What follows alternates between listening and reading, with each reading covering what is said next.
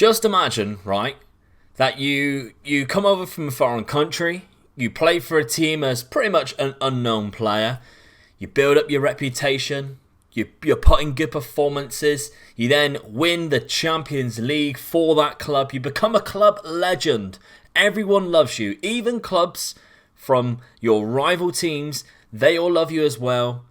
Then you get to manage that team eventually down the future, and then you end up here. Hello, Ole Gunnar Solskjaer. Welcome as my Feyenoord under-18s manager. How are you doing?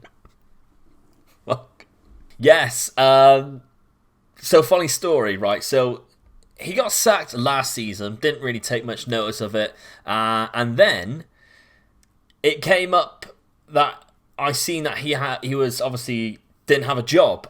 So I thought, give him a cheeky approach to sign, see what happens. And thinking that maybe he could be my assistant manager, that'd be quite funny. No, when I approached to sign him, he wanted to be the under-18s manager. We already had an under-18s manager. I gave him the boot immediately. I just, no questions asked. Ollie, you want to do it, do you? All right, come in. So there we have it then. Ole Gunnar Solskjaer is the Feyenoord under-18s manager. Couldn't do it for Man United. I've got my whole faith in that he will do it for the under-18s. They have an outstanding team already, and they do have a really good side and young and up-and-coming team, and I will forever keep giving him other players. So I think he's got quite a cushy job. Since we last met though, how have we been getting on? Well, the schedule looks like this. Of course, in the last game we played Braga and Atalanta in the double header. Since then we won 2-0 against Werder Bremen. First and foremost, Jerry and Morelos on the score sheet. We then lost to Aston Villa, and this is, we had a lot of games in between a very short space of time. We started dropping a few points, to be honest. Didn't look that good. So Galatasaray, we also drew to them. They scored a penalty in the 17th minute. We couldn't come back and win the game. We beat Lyon, though, in the FA Cup third round in a fantastic performance. Alfredo Morelos with a brace and Jalolidanov scored in the 61st minute. They couldn't pull it back. We went through, which we do have the game next after the game we're going to play today to see whether we keep going. And I'm actually really intrigued now on how far we can go, because that game is the fourth round against Moscow. We should be beating them. So I'm quite interested in how we get on there. We then play Sheffield United, a 2-2 draw. Kelvin managed to get himself sent off 2 minutes after coming onto the pitch and will now miss 3 games. So he's already missed 1 game. He's going to miss this next one and the Crystal Palace game as well. But we did drop points there because we were far the better team in the first half. They managed to pinch 2 goals though, and we could not get a winner after Lokonga scored the equaliser. Since then though, we then played Watford, a 1-0 victory. Oliver Batista-Meyer did good things, really, and we managed to pick up a very good result. But then we lost in the second leg of the other cup competition. We still went through because we won 4-2 in the first leg, so that's all good. We then play Pachuca in the next round, which is also the fourth round. So 2 really cup games and cup ties we should be going through with. So I'll be disappointed if we get knocked out of both, and I definitely would expect us to go for at least 1 anyway. So today we're against Augsburg. League table looks like this. We've dropped off slightly from first position at the end of the last episode. Copenhagen have retained their spot up the top. We are now 4 points behind them, so not too good, to be honest. Augsburg as well, the game we have today, 6th place. They're just 4 points behind us, so if we do lose this, then Bologna and Augsburg really close in the gap on us, and we start, instead of fighting for the title, we start fighting for promotion, which I do not want to do. I don't want to drop that far down. Assist wise, Miguel Baez is up there with 7 and the good average rating. He's also had the most player of the matches. Van Bournemouth is the reason why we are so far up in the table, him and the rest of the defence, with 13 clean sheets. Not really something we've been doing recently, so we need to up our game with that. But we've also made a sign-in which will be arriving on Christmas Day, which I think's a nice... Santa's going to bring us a present, folks. Oh yes, indeed. He's going to bring us a present in the form of this man. We have Manuel Locatelli, and this man used to be one of those wonder kids that you would always sign a few years back when he played at AC Milan, round about FM20, I think, something like that. He was outstanding. And he still is really good, to be honest. And he's going to come in for a rather... I mean, he's valued at 15 million. We're picking him up because his He had a contract. In his contract is activated relegation release clause from last season, 11.5 million. We've activated it and we've signed him. So I'm really excited to bring this guy in because I think like he just transforms our midfield. Yes, we've got Lokonga and Salin, but outside of those two, we play Jallo Leadenoff. He's good. He's not the stage of what Locatelli is. And then after that, we've got like Blesser, who I think's awful now and hasn't really progressed. And then we've got a few other youngsters who are just not quite ready and need a little bit more nurturing. Salin as well, to be honest, needs a little bit more nurturing. But this man is ready-made to be one of our best players. He's coming in as a star player. Coming in at a bargain price. He can play the box-to-box midfielder role. He can play the Mazzala role. He can even play the deep line playmaker role and defend, which is my favourite role in this team if we decide to go back to that as well. So I'm really excited to bring him in. Just 23 years of age. So I'm really happy with that. So without further ado then, there is nothing else to cover in this first part of the episode. Of course, we'll have a player spotlight after this. So there's only one thing to do. It's time for the lineup. Let's go. So we are looking just like this. Quite a similar lineup to usual. Van Bournemouth, Iter, Armini, Jerry and Dagba filling in for the suspended Kelvin. Lokonga and Salin. Baeza, Renier. Arzakan's actually going to take that right-hand role with Morelos leading the line. Now the reason why I'm giving Arzakan the run-in in this starting role, one is Riera is out injured, two, Sinistera hasn't done very well recently, three, my assistant constantly wants me to play Arzakan, and I think since the last time I used him, he's got a lot better. So Marouane Arzakan is actually going to be the man we're going to have a look at the player spotlight after this episode, after this match is finished. Miguel Baeza's also pushed further forward, mainly because we're struggling to score goals. So I think we're just going to go to that standard 4-2-3-1 role. I haven't really used high attacking midfielders since the beta of this game, mainly because every other tactic I've been using has used like the standard 4-4-2 kind of wingers, a little bit further back. So I'm interested to see what that really does and whether we start conceding more goals because our defence has been really good recently. But here we will find out. Augsburg now on the ball, nice and early. Felipe Max on the ball. There's Philippe in the middle, and Jerry does really well there to stop him from scoring straight away. A corner ball though. I think we're going to defend it well. Mines have took the lead at the top. It's been headed over. We're actually quite lucky. Dagba now with the kick. He's passed it down to Arzakan. He's managed to keep it in. He's pulled it across. It's unlucky. Renier, can you find a free man? There's Salin. Arzakan. Lovely, cuts inside. It's even gone in. I mean, it's lucky. The goalkeeper is going to be well embarrassed with that. But in the long run, you're not going to think about that. Arzakan has got his name on the score sheet. That is the main thing. And his first start for the club in a long time. He's cuts inside. It's actually a really good effort. And to be fair, the goalkeeper's quite unlucky. He's managed to dive. He's got a hand to it. It's just rebounded in the wrong place for him. And have ended up trickling across the goal line. 1-0 Feyenoord. We need to remember as well, all away games now count. And we have conceded straight away. Luis Duarte, that's a bad game for us. That's a bad performance from us. I think he starts at AC Milan if I'm right. Duarte, I seem to remember him in my beta save. But that is poor. Very poor defending from the free kick. Very poor goalkeeping there. He's onside. Let's not waste our time with that. And I'm disappointed with the reaction of the players there. Can we fight back though and regain our lead? There's Renier to Ter. All the way if you like. Hans Salin pulls it back. Dagba's there. A lot of time and space. Pull it back if you can. Alfredo Morelos. He's back in the goals recently. And there is another one. His 8th goal of the season. 2-1 up again. We've regained the lead. 38 minutes to go. So we need to keep this before half time or find another one. But he's found space in the 6-yard box. Poor defending from Augsburg. 2-1. Come on, Baeza. Whips a lovely ball in. That looks like it could be a penalty. We're going to go to the VAR, which is going to take ages. I'll see you in a sec. Well, the year is 2026 and they finally give the penalty. My word.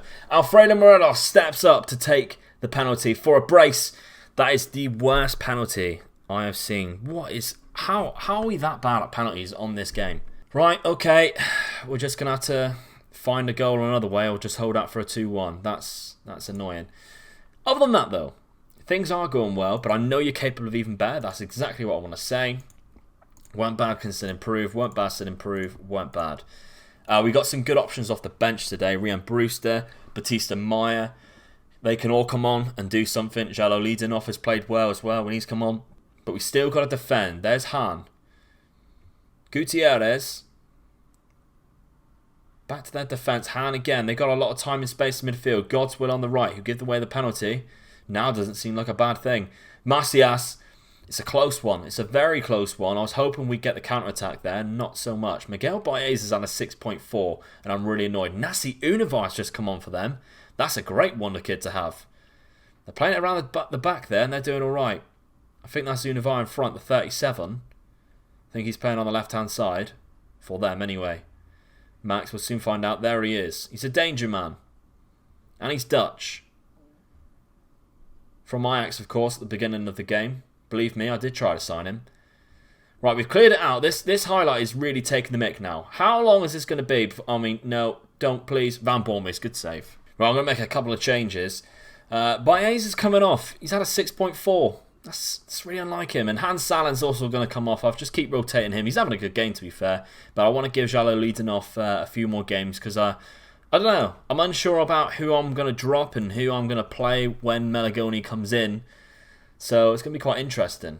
Did I see Meligoli? It's Locatelli. I always get those two mixed up. Last change then. Uatara's coming on for Renier. Quite a standard substitution that I tend to make. Renier hasn't done anything bad, but he hasn't done anything good.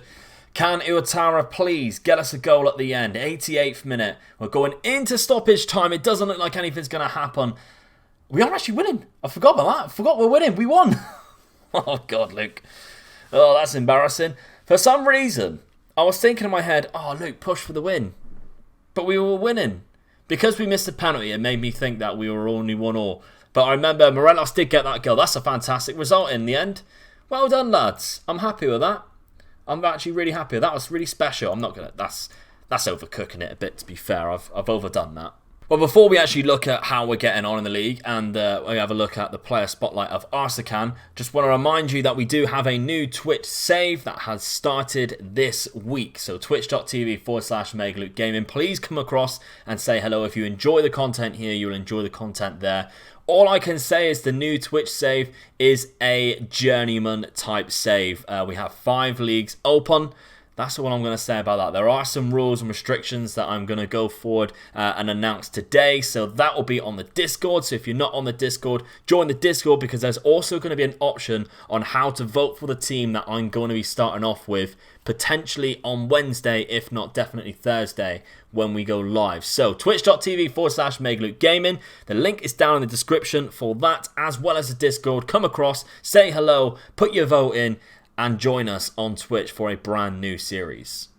But yes, in the end, a cracking result. 47 points now, so Copenhagen have a game in hand over us. However, we are now just 3 points off top Mainz, who also won that game. Rennes won. No, they didn't. They drew 1-1 with PSV, so that's quite good because PSV are close to us as well. So we're currently sat in 3rd place. That's not too bad. I'd have took that at the start. This isn't like the most difficult league campaign in regards of the teams around us. I really feel like this is where Feyenoord fit. I feel like the last 2 leagues that we had, we are always going to be better than half the teams in there anyway. Like as a reputation structure sort of thing, I always see Feyenoord a little bit higher than those kind of teams. But this is where I do see Feyenoord. In the likes of PSV, Bologna, Atalanta, I mean even AZ's there as well. A couple of the German teams, Shakhtar, who always find themselves in the Champions League. These big sides who are in other countries but not quite dominating those countries. This is round about where I think Feyenoord belong. And if you said to me at the start of the season you're going to be 3rd by December, well, I took that. Not to mention we're still in both cups as well, so that's also really good. So now let's spend about 5 minutes talking about Marouane Arsakan. This guy has come on leaps and bounds since we started off this campaign, I suppose, this series. And I'm actually quite shocked because I didn't really pick up much about him. And then my youth coaches and everything was talking about him. I gave him a couple of starts. He's never really done much for me. If we have a look, I gave him 10 games there, 8 off the bench, albeit 1 assist. And at the start of the series, I gave him 7 appearances, 4 off the bench, 1 goal there. So he's never really done much. However, 2 games this time, 1 off the bench, 1 start, which you've just seen, scored a goal. So I'm quite intrigued. And training-wise, this man, I've got him playing an inverted winger on the right-hand side. Maybe I need to change that now that we've made that a further position, a little bit further up. He comes deep to get the ball. He runs with the ball often. I mean, I'm going to do this live now. Normally, it's a player who I already do a lot too, so you tend to see what's happening after I've done it. But I'm thinking with this man, he has really good dribbling abilities. He has good agility, but he's not that good at finishing. Maybe his finishing training should be around the goalkeeper. Likes to go around the goalkeeper. What do you think about that? I think that's suitable. Brian Klug, best head of youth development there is on the game, I think, and a lot of you seem to agree. So I think that's a really good player trait to give him. Don't like fall asleep on player traits. They are so crucial and vital, and I do not use them enough, quite frankly. So I'm trying to do that as much as I possibly can myself. Now, the actual progress of this man, as we can see, attributes, let's go to all time and have a look to see where he is good and where he is not. I'm actually going to hide my webcam now. So ladies and gentlemen, I'm sorry you can't see my face now. If that's the only reason why you stopped by, I do apologise. However, what you can see is those greens, those green arrows, and those 2s and 3s. Strength +3, stamina 2, pace 2. This is really good stuff from a young winger who just seems to be getting better and better. His mental attributes, I like the fact that a few of them have gone up by quite a lot, including determination. We've had him in a very good mentoring group for a long time now, so I'm actually really pleased with that. But also composure, +3, and it's still only an 8, it's still really low. It's better than a 5, I guess. So some of these mental attributes are slowly creeping up a little bit more every time I look at this man. His crossing's gone up by 2, that's fantastic. He's becoming a little bit more dangerous in the final third now. Passing's only 10 though, which does disappoint me, but he does have very good technique and very good dribbling. So he might be one of these people who the final product, the end product might be hampering what he basically does. He might get himself into those positions, and with his only 10 finishing and his 8 composure, he's missing the opportunities he's taken himself, or his bad passing and low crossing is not quite giving him a lot of assists because he's missing out on the players who are available and begging for the ball. So that could be his problem long term, but he still has time to grow. He's just 19. No, he's about to turn 20. The reason why I picked up on this man as well is he's valued at 10 million, which suggests that the game rates him quite highly, which maybe suggests that he's got a good high potential, which made me think, maybe I should start playing him a little bit more. He did get, he's actually still got a little bit of interest as well from 16 clubs. Jesus Christ. I mean, I suppose he does have an asking price of that. We will up that because I'm not selling him for that cheap.